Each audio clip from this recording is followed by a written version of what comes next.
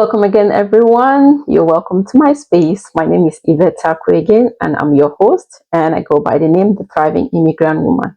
You're welcome to another session where we get to talk about one of the most important things for you to learn and to know as an immigrant.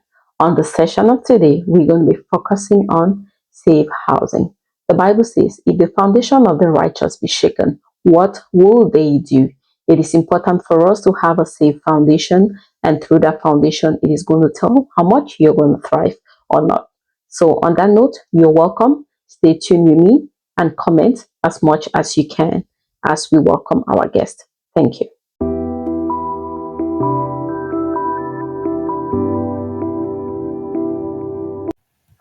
Hello, everyone, and welcome to another session with the Thriving Immigrant Woman.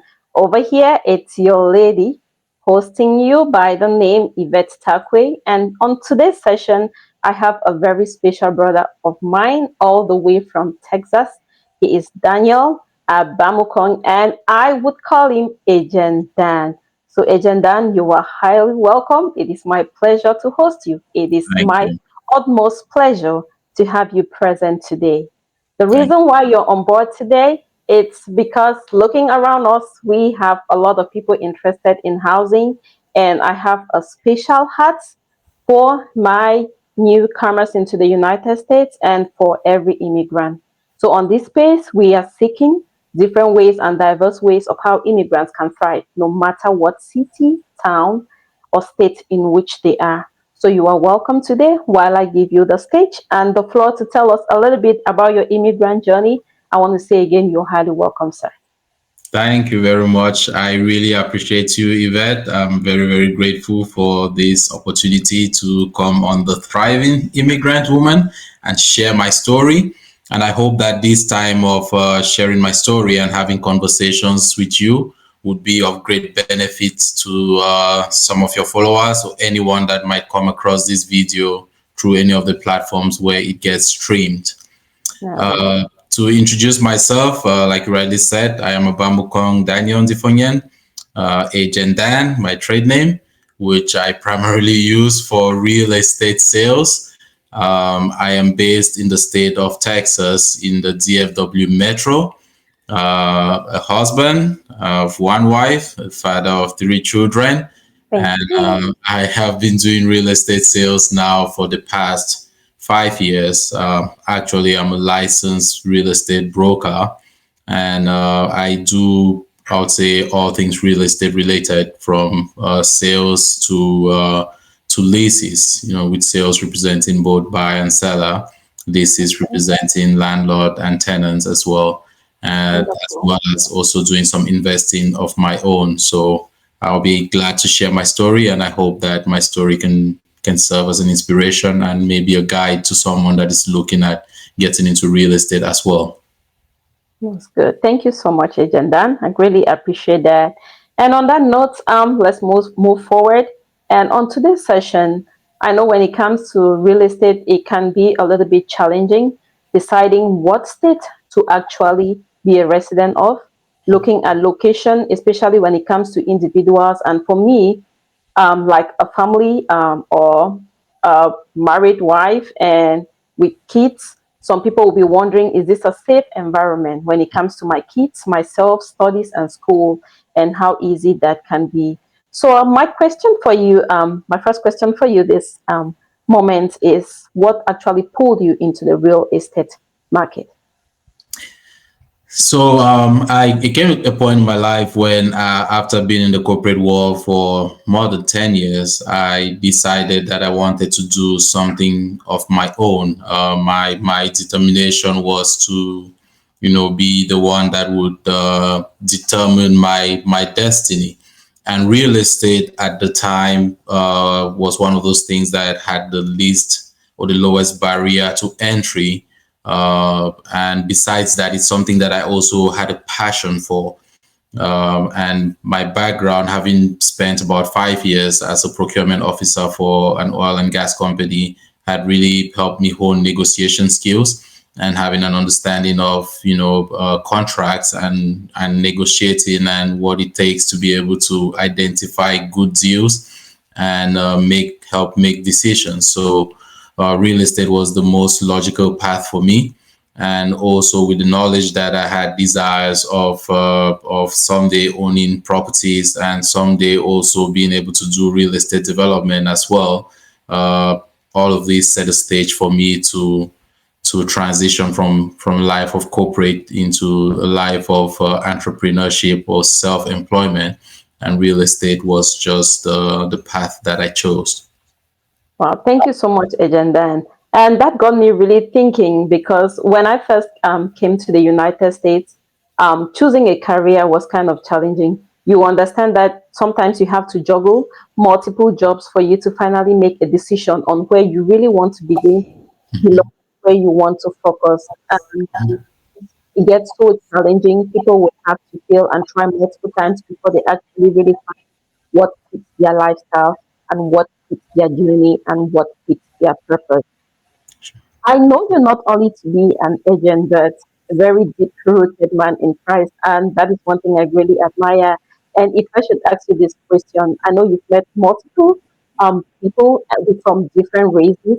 What has actually been one of the main messages you always leave to your immigrants, no matter where they are coming from and no matter what country they are coming Absolutely, that's a great question. I For those that might not know, I'm recently an ordained minister.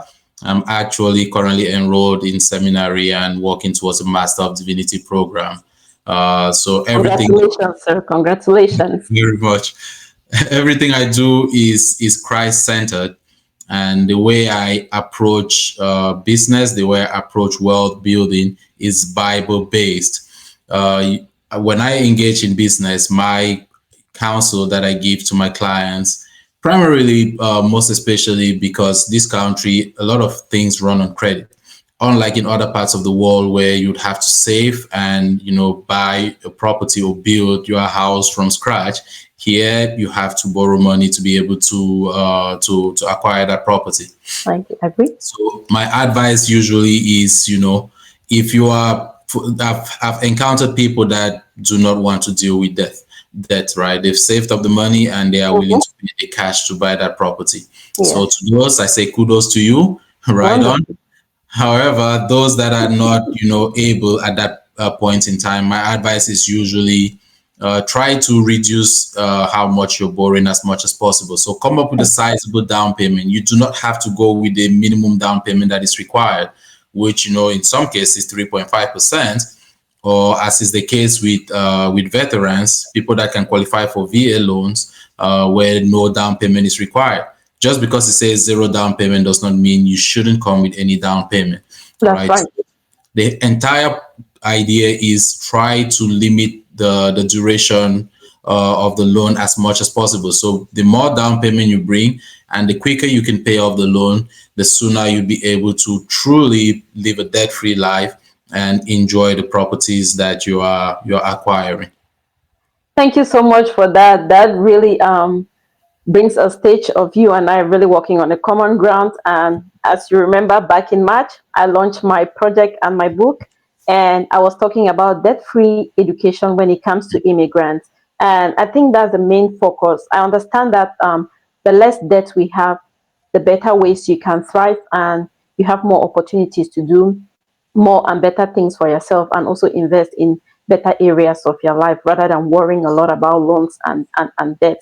And like we know, the job market is not that kind of stable and you're not too sure to always have an income. So it is good and advisable that we are reducing the level of debt we have. It doesn't matter if it's educational wise or um, with when it comes to investment and other areas of our lives. So thank you so much for that advice. I hope my viewers are learning as we go along. And another important aspect of my journey is I'm looking at those who are watching us from other African countries, other nations, and they are looking into the United States and they are saying this might be a country where I would like to be in the next 1, 2, or 3 years. What would be your advice to people like that? Yeah, so I know, being an immigrant myself, at some point in time when I was not in the US, I had that desire to, transition someday in the US. right? What matters when you are thinking about making that transition is how you are positioning yourself to be Thank you. able to thrive in the new environment where you're going. So, for the most part, you want to start learning, make yourself marketable. Thank So you. the world is moving towards the digital. It's not, it's here already. It's not It's even here. moving. It's The here. world is, gradually going into AI. So we are at the next phase already. All right. What skills can you acquire to be able to position yourself such that when you come here, you'll be able to integrate into the system Thank you. as seamlessly as possible. So that would be one area. Besides familiarizing yourself with the culture, for the most part, you're still going to experience that cultural shock when you transition to the US. But Thank you. again, you'd want to minimize it as much as possible. Wonderful. Familiarize yourself with with some of the slangs, right? The things that are being said back home that are not necessarily the same things that are being said here. And I'll I give you, can relate. having come here, in the early 2000s. And having learned English, my understanding of when you said somebody looks gay back then was not necessarily identifying them as a member of the LGBTQ community. All right, Okay. so Mhm. gay was, say, is vibrant. He looks, I don't know, maybe flamboyant. Yes. But so that's a matter of context, right? And me coming here, addressing one of my schoolmates as, "Hey, man, you look gay," that was not welcome. So I had to Not at learn all. the hard way that the gay that we have in the dictionary is not necessarily the same. Same as yeah. So yeah, just a few things like that to help get yourself out of trouble.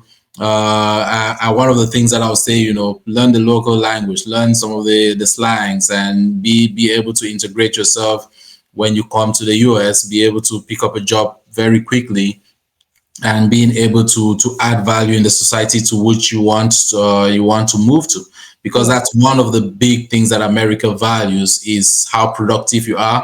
Yes. Are you a burden to the society, or are you going to be a contributor to the society? And Thank if you. you're a contributor to the society, by all means, you are going to thrive here. And Wonderful. one other thing I'll add before I hand the mic back to you here is learn a trade, learn a skill, Thank right? you. So do not just focus solely on general education. Yes, it's nice to to study accounting. It's nice to study history. It's nice to study all these other things. But I tell you, after I had a clog in my plumbing one day, and I had to call a plumber to come help unclog that thing, and negotiating a bill of 3,000 down to 1,800, which took me some serious time to negotiate. I Yeah. have to say I earned a different respect for plumbers that day, right? So do not look down on having these Any technical skill. skills, Hmm. being able to do car repairs, electrician, plumbing, all these things that we look at, but we tend to look down on. Those are valuable skills, and those are skills that can easily set you up for being self-employed, starting up a small business that Thank would you. eventually grow to become a major business. So learn a skill. Wonderful. Thank you so much. I'm going to refer my viewers back. 2 weeks ago, I did a video on cultural shock, and thank you. You spoke about that. And in that video, I shared how I had to lose my first job because I didn't know what respect meant. Back home, you cannot look at your adult or your elder eyeball to eyeball. They'll Yep. call that as disrespect. But I lost a job here in the United Absolutely. States because they said I wasn't truthful because I wasn't using eye contact. Avoiding eye Yeah, contact. I wasn't using. And you also spoke about something that touched me. You spoke about learning a trade. And let me just share this for 1 quick minute. Mm-hmm. Before I had to come to the United States, I had the opportunity to do or to learn hairdressing just for a couple of weeks. And I want to tell you how that helped me. The very first coins or dollars I earned here was when my very first hair, when I did the first hair braiding. I think I was paid $120. Wow. That was big earning for me. From Mm-hmm. that $120, I learned a lot and I invested a lot, which was what initiated my journey here as an immigrant. Out of that $100, I used $25 to get an application form at the Prince George's Community College. And that is where my Wow. journey began. That was a So sin. you can never know what is going to save you and what is going to help you. And just with learning that braiding, I was braiding my kids' hair, and that saved me a lot. I would only take them to the salon on weeks that I was super drained and tired just to get a break. But everything I had to manage it and do it at home, and it helped me a lot. Even while I was school, it helped me when it came to Excellent. financial saving. So thank you so much for It's saying that. excellent. Thank you so much. Hmm. As we continue, there's one important thing. As immigrants, we always feel like the very first step, it's either we are renting or buying. Some of us had to experience or go through that aspect of cohabiting either with family members. What is your take on that? Yeah. So, as far as that is concerned, the way I look at it is everything. There is a process to everything, right? You Yeah. have to understand first things first. In the U.S., for example, if you showed up today and you want to buy a house, they would want to see that you have credit. Yeah. Most of us coming from Africa or from some other parts of the world, from less developed countries, I would say, do not have credit. There is no credit system built, and Mhm. obviously no credit score. So obviously that means it will take some time for you to be able to put yourself in a position to buy.